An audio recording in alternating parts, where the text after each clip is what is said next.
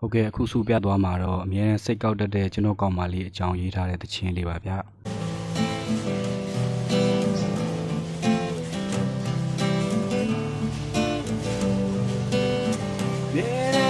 စိတ်ကောက်တဲ့ကျွန်တော်ရဲ့ချစ်သူလေးခါလေးပါကလေးလေးတယောက်လို့ရင်ကုန်အောင်ကျွေးတတ်သေးလို့မင်းကဝဲငါရဲ့ဘဝမှာနောက်တည်းမရှိပါဘူးဘာလို့မှစိတ်မချဖြစ်နေ window ရဲ့မင်းမဲမော်နေလေ hey hey hey hey မင်းမဲ